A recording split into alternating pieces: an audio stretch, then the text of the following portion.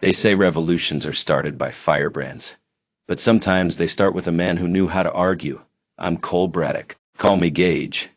And today we're remembering John Adams, the lawyer, the patriot, the second president, and the first to bleed for an idea before it was popular.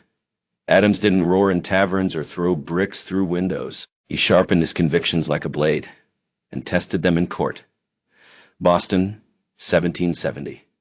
British soldiers fire into a crowd, the Boston Massacre. 5 colonists dead.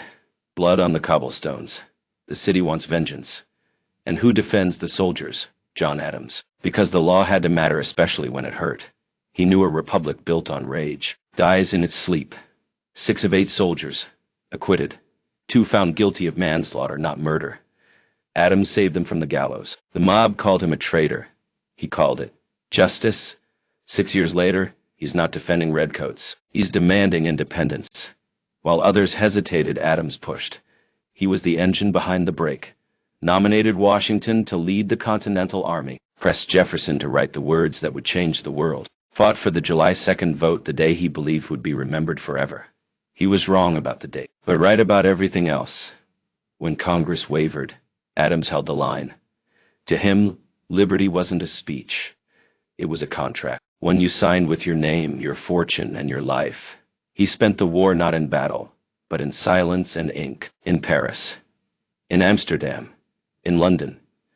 Securing loans from Dutch bankers, negotiating treaties with European powers, making sure America had allies when it desperately needed them.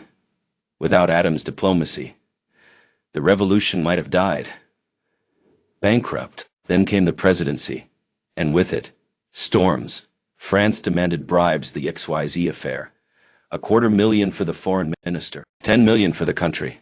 Adams prepared for war, but chose diplomacy instead. He avoided full-scale conflict with France barely. The quasi-war raged at sea for 2 years. American ships fought French privateers in the Caribbean. But the nation held. No invasion, no occupation, just survival. Then came his greatest mistake, the Alien and Sedition Acts. Laws that made criticism of the government a crime. Newspaper editors arrested, citizens fined for jokes about the president. One man jailed for wishing a cannonball would hit Adams in the backside. He signed them wrongly. Fear made him forget his own principles. It cost him everything. Lost his re-election to Jefferson, his old friend turned rival. Went home to Quincy, bitter, alone, forgotten.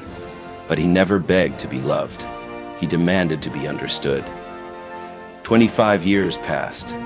Adams watched his son become president, renewed his friendship with Jefferson through letters, hundreds of them, old rivals, remembering they were patriots first. July 4th, 1826, 50 years after the Declaration. Adams lay dying same day as Jefferson. Jefferson survives. He didn't. Jefferson had died 5 hours earlier, but the country they built did. I'm Cole Braddock. I don't deal in legends. I deal in legacy. John Adams didn't want statues. He wanted citizens who could think, argue, and choose justice over vengeance, even when it hurt. Especially when it hurt, because that's what republics do. They choose law over mob rule, principle over popularity, tomorrow over today. Let's remember him right, together, always.